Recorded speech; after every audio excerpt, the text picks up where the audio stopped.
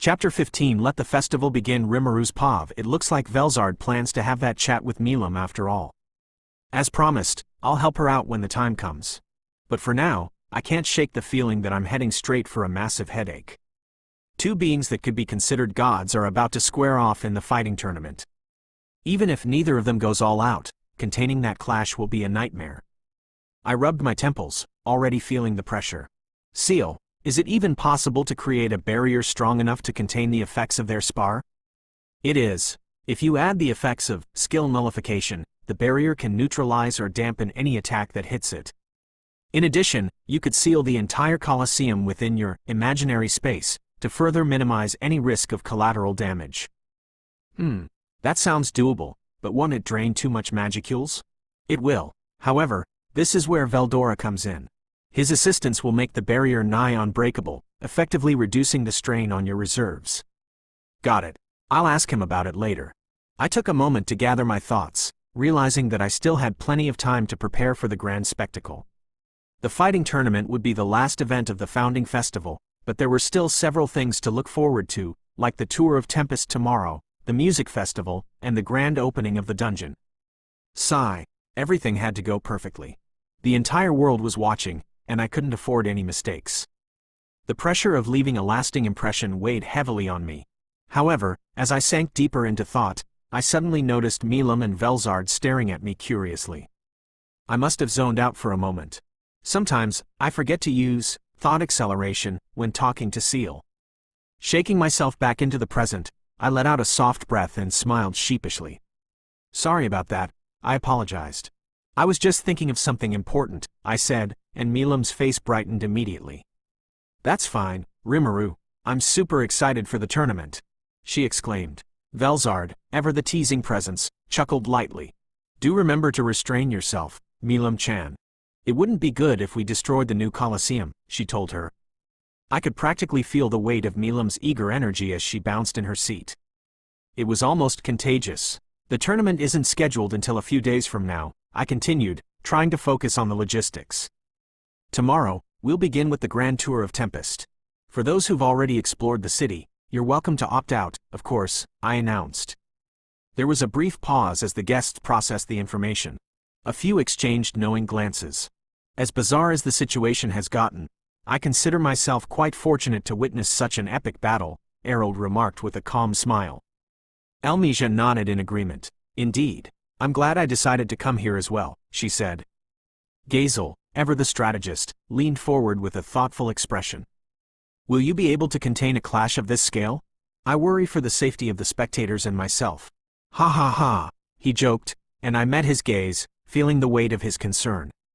With Veldora's help and my arsenal of skills, it should be doable, I reassured him. And luckily, those two won't be going all out. Isn't that right, you guys? I added, turning my attention to Milam and Velzard, the former whistling innocently and looking away while the latter gave me a knowing smile that didn't exactly reassure me. Rest assured, Rimu-kun, Velzard said, her voice calm and reassuring, though her smile only made me feel more uneasy. Our battle will be nothing more than a friendly spar, she replied, her mischievous grin unwavering. I felt a chill run down my spine. Friendly spar, she says. I had a terrible feeling that this would be anything but friendly. Milam, sensing my concern, immediately jumped in with her own enthusiastic declaration. Exactly. I've always wanted to play with Auntie Velzard.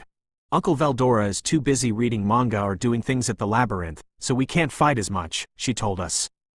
Velzard blinked in surprise, momentarily caught off guard by Milam's casual mention of their lack of sparring. What do you mean, Milam-chan? Velzard asked, tilting her head slightly in confusion. There was something about her flustered expression that made my heart skip a beat. Wait, no. Rimuru, focus. Stop getting distracted. Milam, oblivious to the effect her words were having, continued cheerfully. I've gotten to play with Uncle Veldora already, and he's super strong. But from what I heard, you're much stronger than him, she exclaimed, which seemed to take Velzard entirely off guard. She blinked, her face turning a shade of pink I hadn't seen before. Well, I suppose I am, she stammered, her usual calm demeanor slipping just a little. Then I'll do my best to ensure you have the most fun, Milam-chan, she added. I watched the interaction, a mixture of amusement and awe running through me. I never thought I'd see Velzard get flustered like this. This side of her was strangely endearing. Milam's face lit up, and she threw her arms around Velzard in a hug. "Yay! Make sure to give it your best, Auntie Velzard," she exclaimed. Velzard was momentarily stunned before she hesitantly returned the embrace, her face now thoroughly flushed. The two stayed like that momentarily before Milam finally pulled away with a wide grin. "All right, you two," I interrupted, trying to regain some semblance of control over the situation. "Let's contain our excitement for now and finish our meals," I requested. Milam and Velzard nodded, returning to their seats. The atmosphere in the room shifted, and the guests resumed their conversations, though the excited energy in the air was still palpable. I couldn't help but feel a slight sense of relief, at least for now. As we continued eating, I quietly returned to talking with the guests, trying to keep the conversation light and trivial. But the thought of the upcoming tournament and the battle between Milam and Velzard still weighed heavily on my mind. I had to spoil their fun before things got out of hand. There was no way I'd let them wreak havoc on Tempest, but honestly, I felt things would get out of control anyway. The storm was coming, and I was just waiting for it to hit. Then, it suddenly dawned on me that Seal wasn't the slightest bit worried about the battle between Milam and Velzard. In fact, she seemed almost eager about it, which raised some serious alarm bells for me. "Seal, why are you not against Milam and Velzard sparring?" "Whatever do you mean, Rimuru-sama? Don't hit me with that sarcasm. You're even looking forward to it, aren't you? It is just your imagination. Stop gaslighting me. Foo. I do actually look forward to the battle, Rimuru-sama. Because I could analyze the gold mine of information bound to come from it. Any new information would allow us to gain further insight into frost magic from Velzard and Milam's destructive capabilities. If successfully analyzed, copying and integrating them into your arsenal is possible. So that's what CL's intentions are. I knew it. Such a scary and opportunistic Manas. She wants to understand their abilities better and potentially copy them. Seal is honestly the most terrifying existence out there. Furthermore, because Milam is the daughter of Veldora, there is a high likelihood that she possesses the power he once wielded, known as star magic. With you already possessing two of the true dragon's abilities, it's only appropriate to acquire the other two. Personally, I don't think it's all that necessary to obtain all of the true dragon's arsenal like it's some sort of collector's item or something. Nonsense, Rimuru-sama. It is an absolute must. Additionally, more information on the nature of true dragons will be necessary for your evolution. While I may have stated all the conditions for the evolution to take place before, upon further calculations, it's not as simple as I once thought. Well, I guess it's sensible when you put it like that. But what do you mean by, not as simple? The conditions for evolution are far more complex than simply consuming a true dragon's aura and replicating their dragon factor. If those were the only conditions, I would have suggested commencing the evolution long ago. To explain further, the true dragons are manifestations of abstract concepts that embody aspects inherent to nature. For you to evolve into one, an entirely new or existing concept must assimilate with your being, merging into you and not simply allowing the birth of a new true dragon. This process requires you to become one with that concept, binding it to your core. Wait, so you're saying I would need to merge with a fundamental concept of nature itself? Like some kind of abstract force or idea? Precisely. Accomplishing this task takes a lot of work, but it is possible with the right preparation. This is where understanding the true dragons themselves becomes crucial. Their power isn't just from their immense strength or abilities. They embody abstract concepts like deceleration, acceleration, and chaos. That is also the reason true dragons can never be totally destroyed. If you wanted to eliminate Veldora completely, for example, you would need to erase the whole concept of chaos. That is why, to evolve, you need to comprehend the concepts they represent, integrate an existing one into your essence, and make it part of who you are. That's quite a lot of information to process. So, from what I understand, you want to analyze Velzard's frost magic, and maybe Milam's star magic, to better understand the concepts that make up true dragons, right? That is correct. While the steps are intricate and numerous, it is still possible for you to fully evolve into a true dragon. In fact, there is already a potential concept for you to embody. However, further analysis is required to solidify it. The concept I speak of is nihility, the truest form of nothingness. Oh, isn't that the same thing as imaginary collapse? Yes. However, nihility itself is curiously absent from the natural order. This is likely because when Veldora completed the creation of the multiverse, he pushed this concept of nothingness to the farthest edges of existence, preventing it from becoming rooted. I see. So, because I'm already using it, I can help make nihility a real concept, right? Indeed. By further understanding the concepts embodied by the true dragons today, you can make nihility a recognized force, allowing it to root itself as a true concept. From there, it can assimilate into your very being, satisfying the final condition for your evolution. Then it looks like we have much work ahead of us. But I trust in you, partner. Thank you, Rimuru-sama. Rest assured, your evolution will be successful. Luckily, during my conversation with Seal, I remembered to use thought acceleration, so less than a fraction of a second passed in the real world. This gave me a moment to reflect on everything she had just explained. It turns out that evolving into a true dragon will be more of a hassle than I had initially thought, which, in hindsight, I should have expected. The whole idea seems utterly ridiculous, like something that shouldn't be possible at all. But the potential was there, and that gave me some hope. The sparring between Rimuru and Velzard had become a blessing in disguise. It would provide Seal with a treasure trove of data to help advance my evolution. While I'm still apprehensive about the sheer scale of destruction those two could potentially cause, I have faith that with Seal, Veldora, and myself working together, we can contain everything without it spiraling out of control. We eventually finished our meal, and after some final words, the guests began to depart the dining hall, heading for their luxurious rooms. I couldn't help but smile at the thought of the grand tour of Tempest and the highly anticipated music festival. It was going to be an exciting day, and I couldn't wait for the fun to begin. Once the guests had all left for the night, Velzard and I teleported back home to get some rest. We didn't technically need it, but it was nice to unwind. Veldora was asleep on the living room couch, his mind exhausted from running the food shop. Sigh.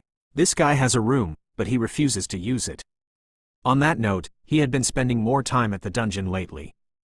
In fact, he even requested that I move the library to a spare room on the 100th floor.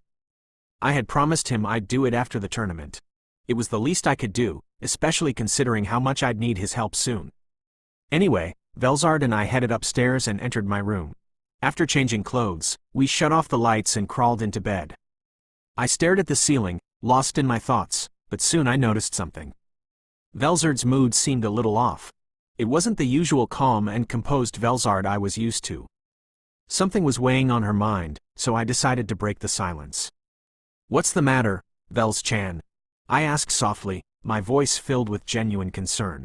She turned her head to face me, and I caught the faintest hint of a smile, though it didn't quite reach her eyes. Tilda? Are you concerned for me, Rimuru-kun?" she teased, her voice as soft and playful as ever, but I could hear a slight sadness underneath the words. Even now, she still managed to tease me despite her apparent inner turmoil. "It's only natural," I replied honestly, unable to hide the sincerity in my voice. Her lips curled into a small, appreciative smile, but a noticeable hint of worry still clouded her expression. "Well," she began, her voice lowering. "I suppose it mainly concerns my interaction with Rimuru-chan earlier today." She spoke with such a somber tone that it threw me off a bit.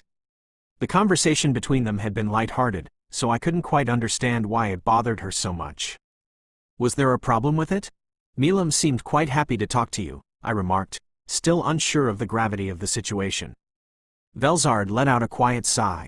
"I guess I'm not sure how to feel about it. A deep part of me feels I don't deserve to face Rimuru, considering my past absence. But there's another part of me that's relieved. Relieved to learn that she doesn't hold anything against me," she explained further. Her words hung in the air, a mix of vulnerability and uncertainty. It wasn't like Velzard to doubt herself, but here she was, torn between guilt and the hope that Rimuru could accept her. She was a being of immense power, and yet, at this moment, she was just a person grappling with the complexities of family and forgiveness. I couldn't help but feel sympathy for her. I wanted to comfort her, to ease that inner struggle. Slowly, I reached over and cupped her cheek gently with my hand. Her eyes widened in surprise at the sudden touch, but that soon melted into a soft, flustered warmth as her cheeks turned a gentle shade of red. "It'll be fine, Vels-chan, I reassured her with a gentle smile. You plan to talk with Milam after the tournament, right? I'm sure it'll go well, just like your conversation with Veldora. If you ever need help, I'm here for you. But I know you probably want to do this alone, right? I told her. Velzard blinked at me for a moment and then nodded meekly as if a weight had been lifted just by hearing those words. I smiled again before leaning forward to place a soft kiss on her forehead. Yua, she yelped, startled by my sudden action. Her face turned a deeper shade of red, and for a split second, I couldn't help but chuckle inwardly. Seeing Velzard flustered was always a win in my book. Good night, Vels-chan, I said, my voice teasing but affectionate. Her face was buried in the pillow now, but I could still hear her mutter quietly, I idiot. Gee good night, Rimuru-kun. Her voice was muffled, but there was a warmth to it, a vulnerability I wasn't used to hearing from her. Satisfied with my small victory, I decided to give her some space. I leaned back into the pillows and returned to staring at the ceiling, but my mind was filled with thoughts of her. It seems like I'm winning more and more in our little teasing wars. Soon enough, I think, it might evolve into something much more profound. It was something we both might already be on the verge of realizing. Maybe we're both oblivious to it, but it's already there, silently unfolding between us. Despite our playful interactions, there were moments like these when I couldn't help but feel the weight of what was unspoken between us. Our dynamic was fun, no doubt, but constantly dancing around the subject of our feelings was starting to feel a bit frustrating. It reminded me of couples in my old world. There were people who acted the part of being together but have yet to take that final step officially. It may be time for me to confess to Velzard and put an end to this cycle of half-acknowledged feelings. A part of me feared rejection, but that fear didn't outweigh the desire to make my feelings known. I'd already taken risks before, so why not now? Even if it doesn't go how I'd hoped, I doubt it would change anything between us. Tempest would continue on, and things would settle eventually. But, if Velzard truly felt the same, it could change everything for the better. I recalled the first time I met her. Velzard's pride, elegance, and, yes, her cruelty had defined her. At the time, I had no idea what to expect. But as I got to know her, I realized those qualities were just surface-level facades. There was so much more to her than that. For someone with the kind of power she held, Velzard was surprisingly human in many ways. And that's what made her so fascinating to me. Her internal struggles, guilt, and uncertainties made me see her as more than just a true dragon. It made me see her as a person. And honestly, that realization made me care about her even more. Veldora, too, had become more than just my sworn brother. He was my first friend in this world, and despite his mischievous tendencies, I cared deeply for him. Milam, with her childish antics and dangerous powers, had become someone I could rely on, someone I was genuinely grateful to call a friend. And Velzard, my supervisor, my ally, something much more. This was a lot to process, but despite all the confusion swirling in my head, I couldn't help but smile as I lay there, staring up at the ceiling. I've made up my mind. When the time is right, I'll confess to Velzard. No matter how it goes, I'll face it head on. And if things get awkward for a while, well, I'll deal with that when it comes. But for now, I knew I had to keep moving forward with my feelings, not letting fear hold me back. As I steeled my resolve, I felt sleep slowly take over me. Third-person paw of the morning came with energy as Tempest sprung alive for the grand event. Guests from far and wide had arrived, eager to witness the city's advancements and partake in the festivities. Rimuru and Velzard, dressed in their finest attire, quickly readied themselves for the day ahead. Today was no ordinary day. It was the day Tempest would showcase its prosperity, culture, and talent, culminating in a grand musical performance that would captivate every soul in the room. The bustling streets of Tempest were teeming with excitement as Rimuru led his guests on a grand tour of the city. The people were excited, marveling at the innovative technologies and infrastructures Rimuru and his people had worked tirelessly to build. Tempest was a shining beacon of progress, from the towering, sleek buildings to the advanced machinery that powered the city's systems. Guests from all corners of the world couldn't help but be awestruck by the ingenuity on display. Only a tiny portion of the research department's work was revealed, as they are carefully guarded secrets meant to remain within Tempest's walls. As the tour continued, the atmosphere was filled with admiration and respect, each stop revealing yet another facet of Tempest's brilliance. But as the day wore on, the excitement shifted towards the highlight of the event. During the lunch break, Rimuru was surrounded by his 5 students, who were still reeling from the revelation that their teacher was a powerful being and the ruler of an entire nation. Their eyes were wide with awe, though they clearly had more questions than answers. They had only known Rimuru as a teacher, someone who guided them through the basics of magic and combat. But now, they were seeing a different side of him. To Rimuru's surprise, Hinata had also joined them. She claimed she had simply stumbled upon them while exploring the food stalls, a smile tugging at her lips as she offered her company. Despite her usual stoic demeanor, Rimuru could sense the reluctance in her eyes. However, he couldn't help but notice the subtle shift in the air. Yuki, ever the opportunist, had coincidentally crossed paths with them while scouting the area. His presence was always unsettling, and Rimuru and Hinata had grown increasingly suspicious of his motives. They played along, keeping their guard up while maintaining an outwardly casual demeanor. A brief exchange of pleasantries ensued before Yuki excused himself to continue exploring the city. Not one to trust the man, Rimuru immediately instructed Sue to keep a closer watch on him. Meanwhile, Hinata, who was no fan of babysitting, begrudgingly agreed to stay with the children for the time being. As the day slipped into the evening, the atmosphere shifted once more. The sun dipped below the horizon, and the guests gathered for the much-anticipated concert. The theater was filled with anticipation as the lights dimmed, leaving only the glow of the stage to illuminate the room. The orchestra, comprised of some of Tempest's finest musicians, began the performance. Each piece they played was carefully chosen to showcase the full range of their abilities, from classic compositions to more contemporary songs. The melodies echoed through the theater, wrapping around the audience like a comforting embrace. Rimuru watched with pride as Tempest's musical talents flourished, each performance better than the last. The audience, entranced by the beauty of the music, responded with rapturous applause.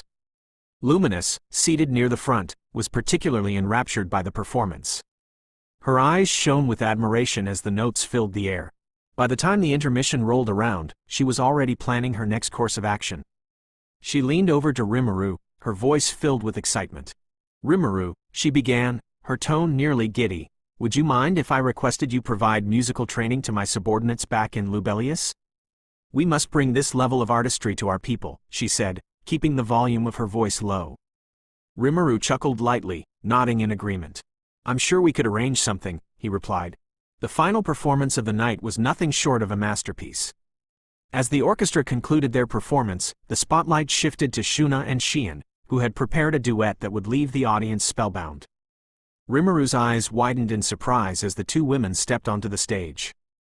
Elegant as always, Shuna sat at the grand piano with a poised grace, her fingers dancing across the keys with fluid precision. Shion, typically known for her brash nature and fierce loyalty, was equally captivating with the violin, her movements both delicate and fiery. To Rimuru's astonishment, Shion's performance on the violin was exceptional. Every note she played was rich with emotion and skill. The way her music intertwined with Shuna's piano was nothing short of magical. Together, they played a selection of famous violin sonatas, works by Beethoven and Mozart, and some modern pieces transcribed specifically for the piano and violin. The audience, utterly captivated by the beauty of their playing, gave the duo a standing ovation as they finished. The room was filled with applause, some even calling out in admiration for their flawless performance. Rimuru's pav, the applause rang out, echoing through the theater, as Shuna and Shion took their final bow. I couldn't help but let out a contented sigh. Man, that was something else. The way Shion played the violin was unexpectedly incredible. I'd never seen her play anything so gracefully.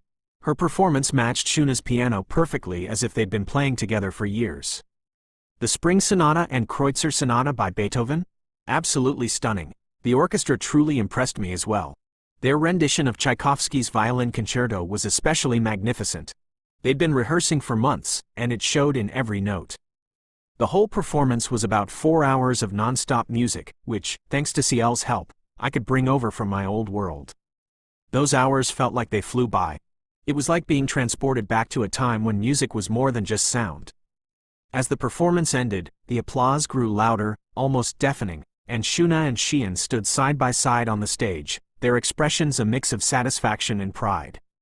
The audience didn't hold back in their admiration. People cheered and shouted words of praise, completely enraptured by their performance. The lights flickered back on, and the clapping gradually subsided as we all made our way out of the theater and into the lobby, chatting about what we'd just witnessed. Foo Tilda, that was a wonderful performance, Velzard said, her voice filled with a satisfied hum. She looked genuinely impressed, and I couldn't help but agree with her. Right? I was expecting great things from the musicians, and they blew those expectations out of the water. I replied passionately, unable to hide the enthusiasm in my voice. The performance had far exceeded anything I'd imagined. That was so cool, Rimuru. I want to have something like that back home. Milam's eyes were practically sparkling with excitement. Ha ha ha. Sort your food situation first, Milam. One step at a time, I teased, earning a pouting look from her. It wasn't often Milam got genuinely disappointed, but I could tell the idea of food festivals paled in comparison to this musical masterpiece. Midray, a little behind Milam, clutched his chest dramatically, looking as if an arrow had struck him. Gah! How rude, Rimuru Dono, he said, pretending to stagger in pain. It made Milam and I burst into laughter. Hey, he's right, Midray. After trying out the food here, there's no way you'd disagree. Milam added, still grinning. Midray sighed in defeat, clearly not wanting to continue arguing. I guess you're right. We'll work on it when we return home, Milam-sama, he conceded begrudgingly, which made Milam beam. Looking around, I saw Luminous approaching, Lewis and Hinata trailing behind. Luminous had the same satisfied expression she'd been wearing ever since the performance ended. She leaned in as they came closer, lowering her voice so only I could hear. Hey, remember my request about teaching my subordinates how to perform music like this? Can we discuss the details later? She whispered before pulling away quickly, looking around to ensure no one suspected her true identity. I raised an eyebrow but nodded, acknowledging her request. We can discuss it after the founding festival, I said with a thumbs up, and she gave me a satisfied smile. Soon after, Shuna and Shion emerged from backstage. Their faces radiated contentment, their steps light as they walked toward us. Nice performance, you guys! I called out, waving enthusiastically at them. I noticed a few guests turning to look at us in curiosity.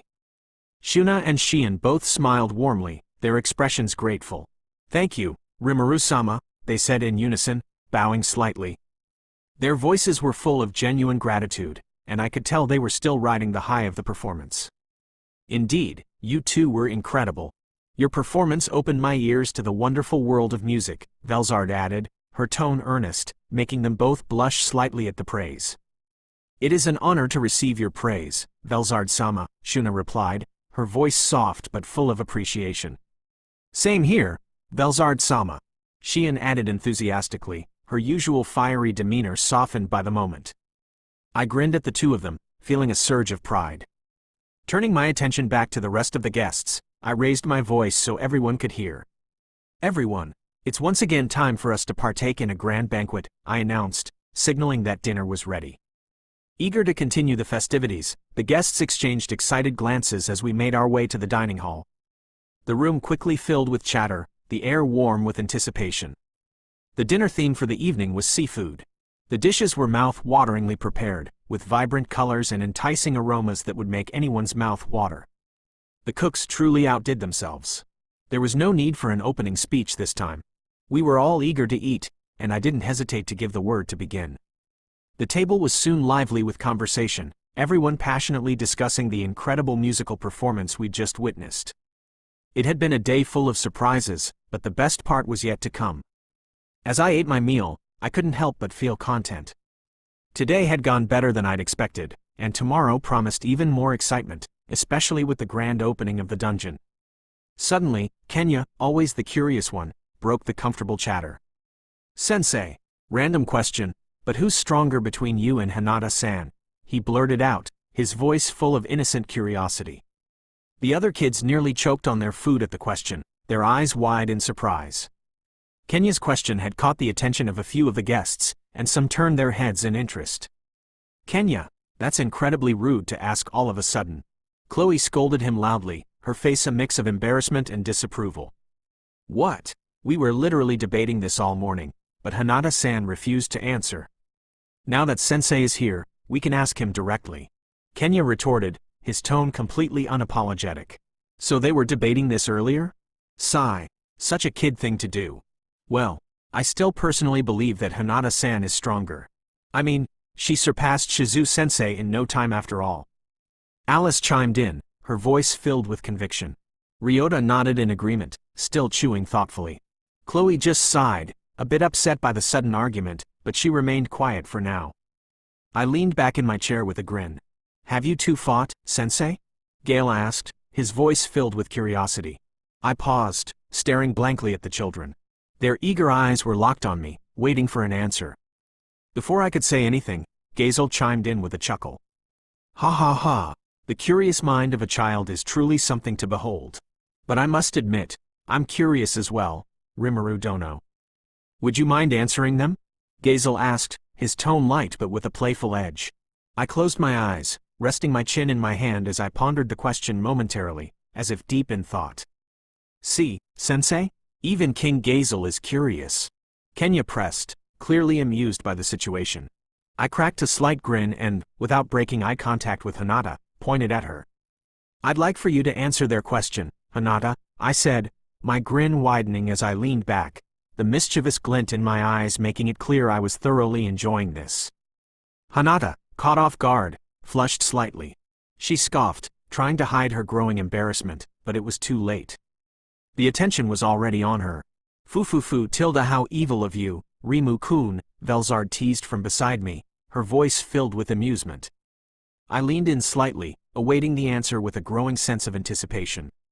After a brief pause, Hinata took a deep breath and regained her composure. The weight of the room's attention was palpable as all eyes turned to her.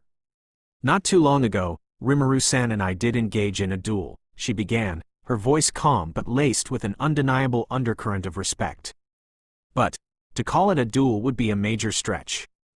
Throughout the entire fight, he was toying with me while I went all out from the very beginning, her tones softened with a tinge of reluctant admission. As much as I hate to admit it, there is no way I stand a chance against him, she added. I shrugged lightly, the corners of my lips twitching upward as I observed the reactions of the room. The silence that followed was thick, as if everyone was collectively processing what had just been said. Most of the people who were aware of the outcome weren't too surprised. But for the others, particularly the children, their eyes widened in disbelief. Their jaws dropped, and the atmosphere grew heavy with stunned shock. I closed my eyes in quiet anticipation, knowing what was coming next. For real? The children, except Chloe, shouted in unison, their voices filled with pure astonishment. Yep, there it is.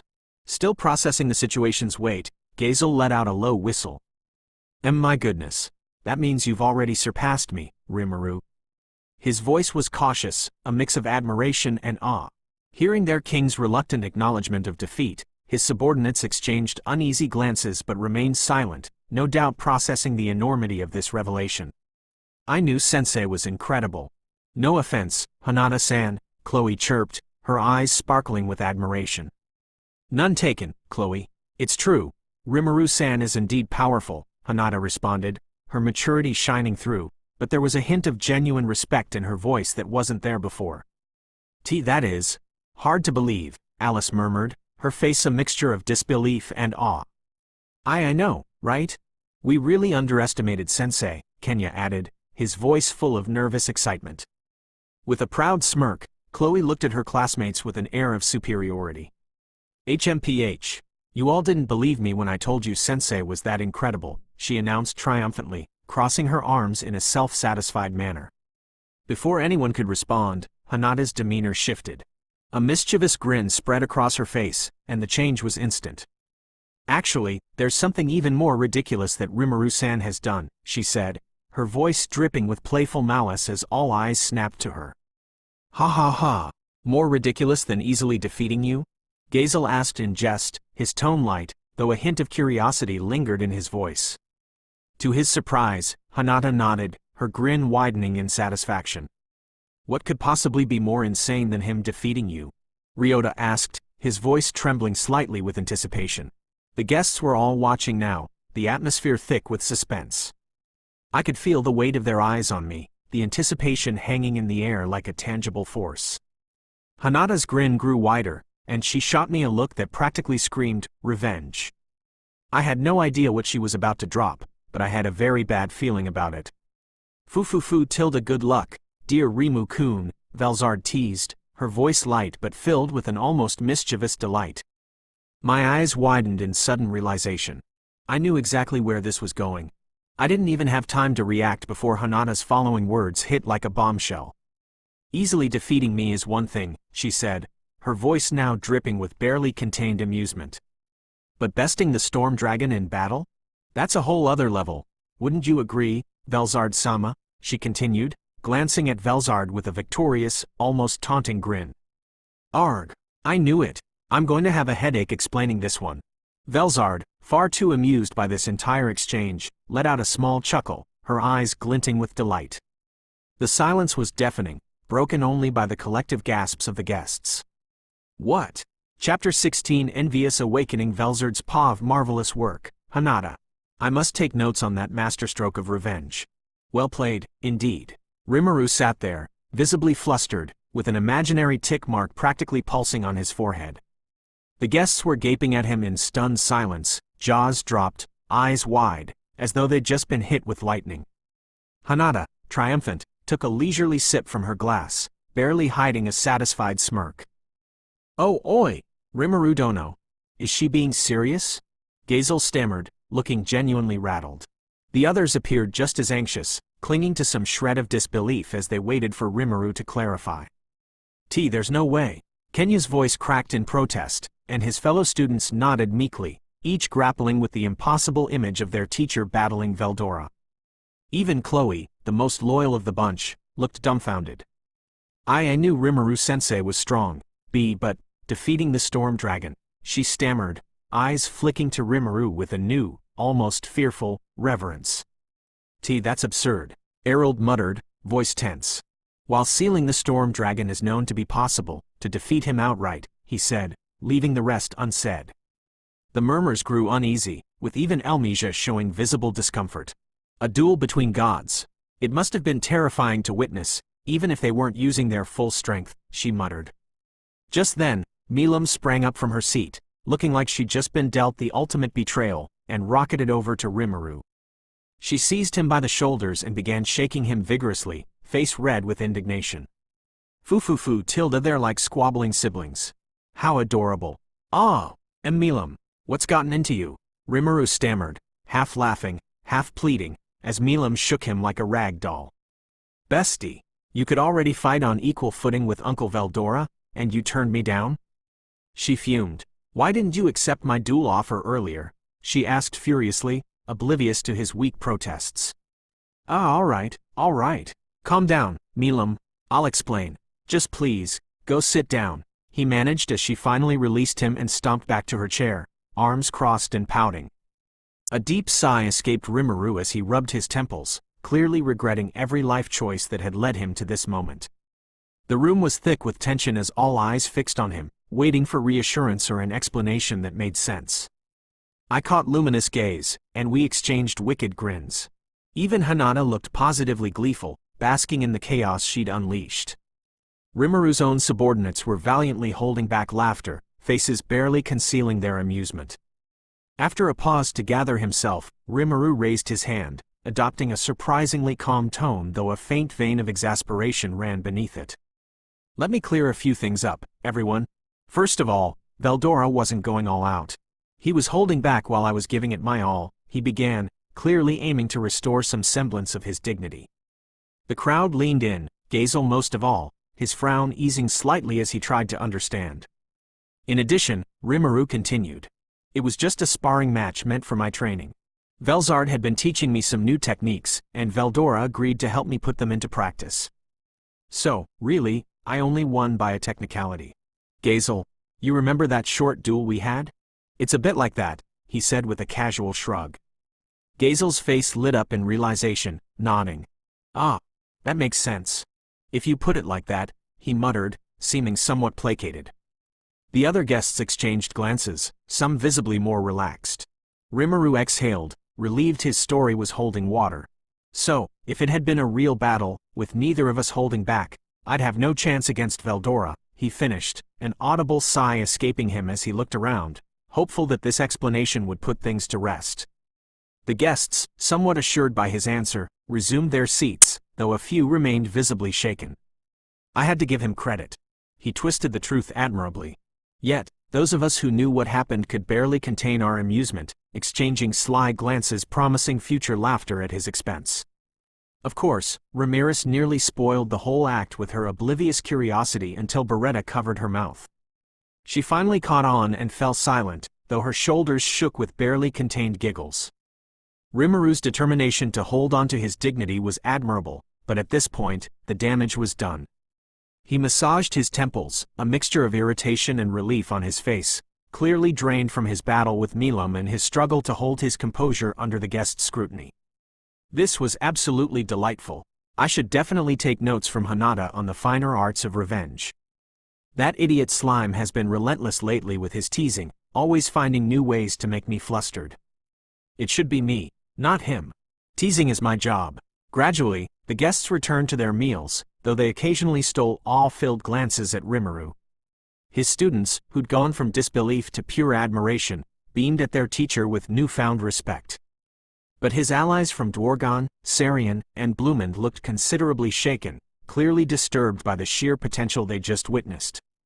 Poor Rimuru continued to rub his temples, only half listening to the ongoing conversations, likely cursing Hinata's little scheme. I'll have to remember this moment. I am so getting you back for that, Hinata, Rimuru muttered, a note of playful frustration in his voice. Hinata smirked, entirely unbothered. Then I wish you good luck, Rimuru-san, she replied, her tone mocking but light-hearted.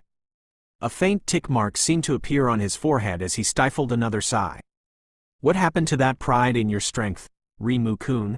I teased, and his shoulders slumped dramatically in response. Hinata and Ramirez both chuckled, thoroughly enjoying his discomfort. Yeah, Rimuru, your fight with Veldora was amazing. So close, but thanks to Velzard-sama's training, you managed to pull through.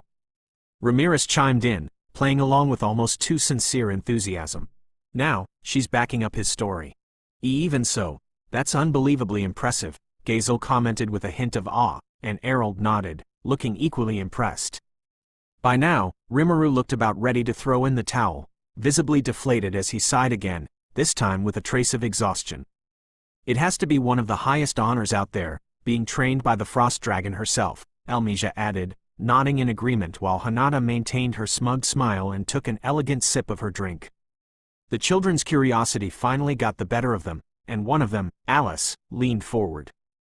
So, Sensei, if it were a real battle, would you still stand no chance against Veldora-sama? She asked, her eyes widening in anticipation.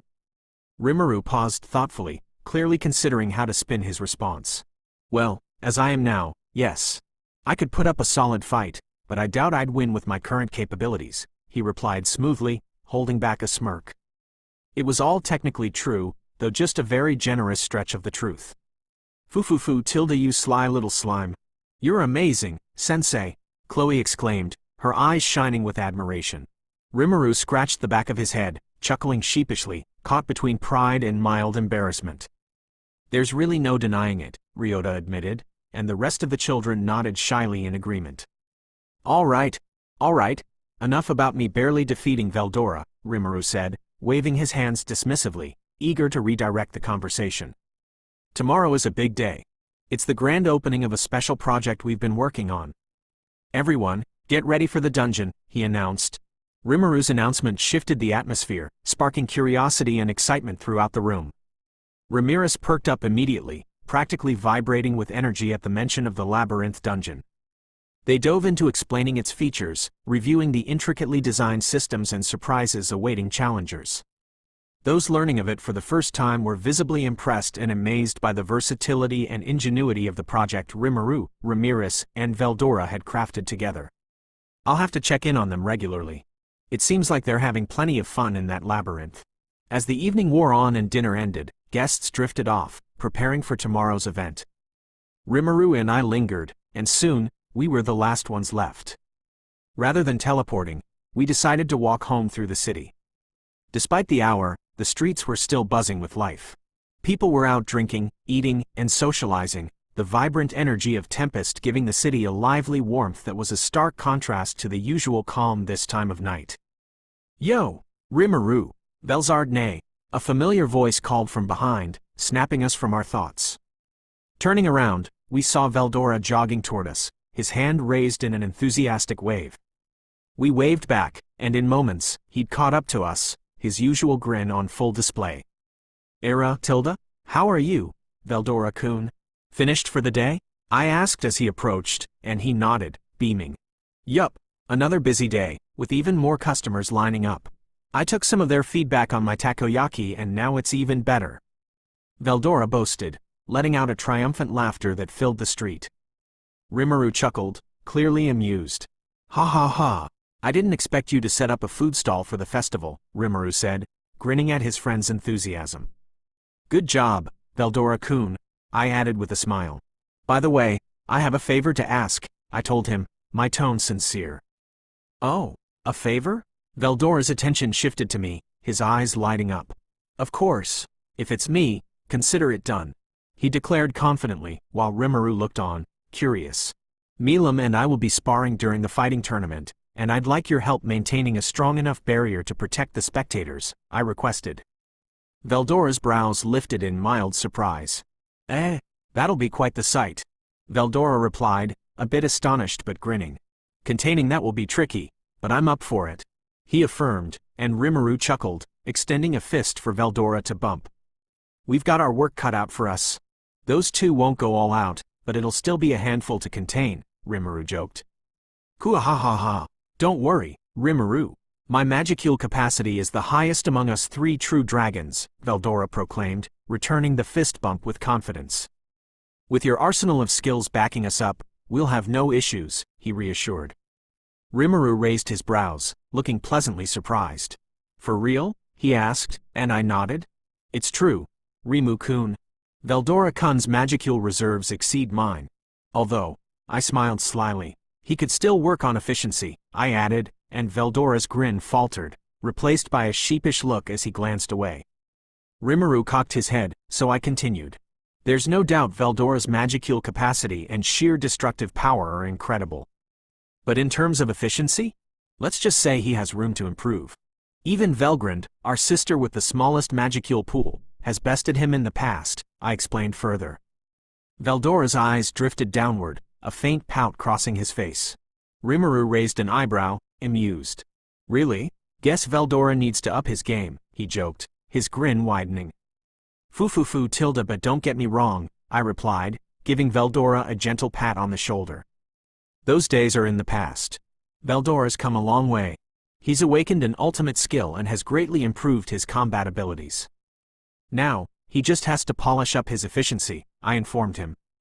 Instantly, Veldora perked up, his sheepishness replaced by pride. I'll keep working at it, Velzard nay.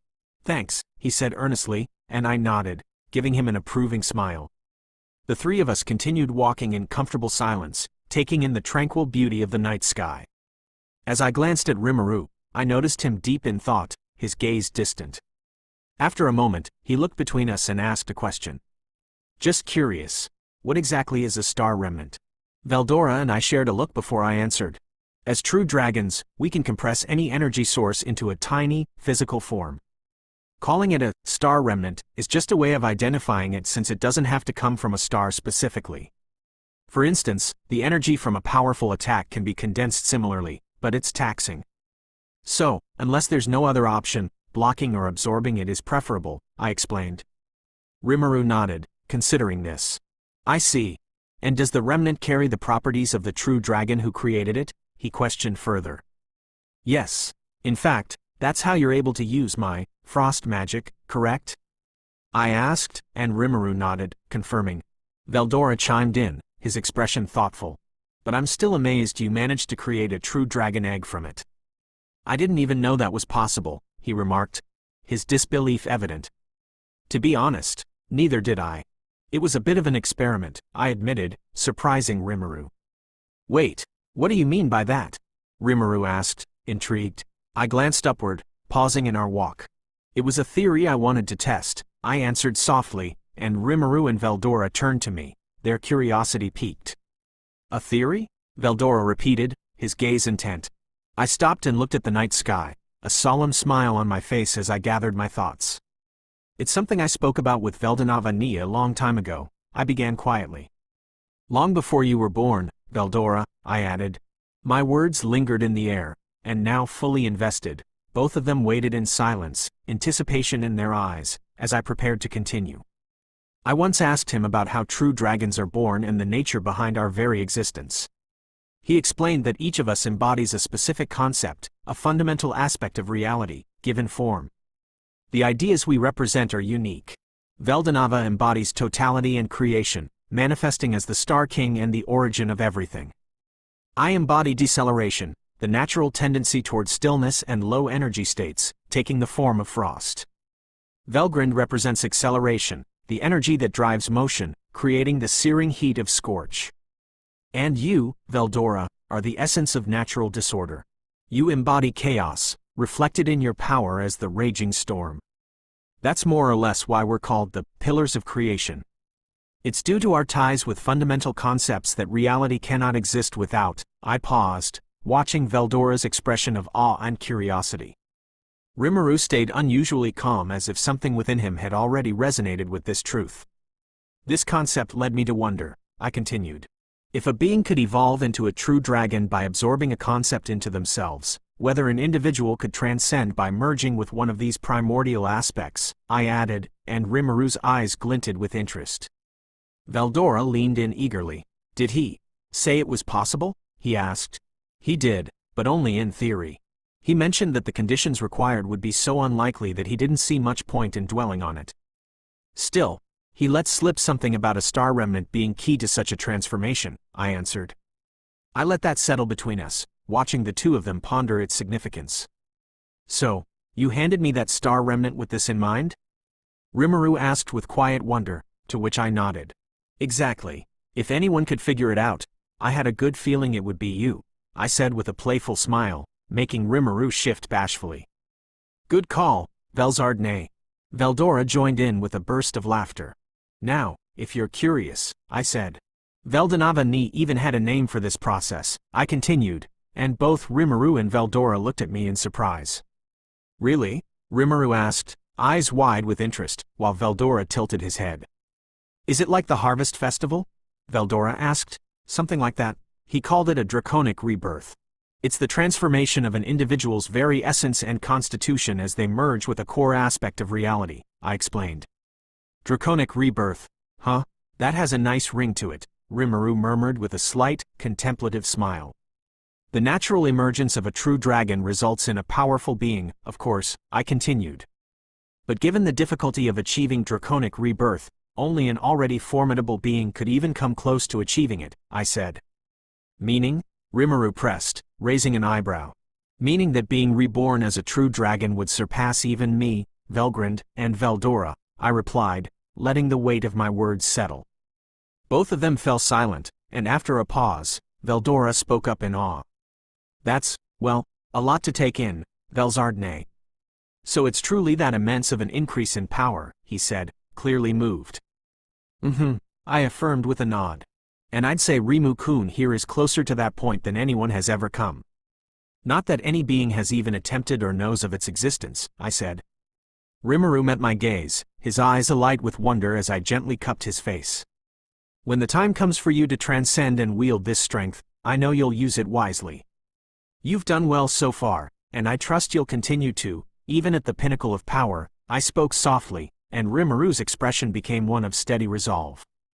I will, Vels-chan. I'll use that power to make my ideals a reality, to protect those I care about, and to defeat anyone who would threaten us, he declared, his words filled with passion. Nodding with a smile, I released his face, and we resumed our walk, letting the quiet of the night deepen around us.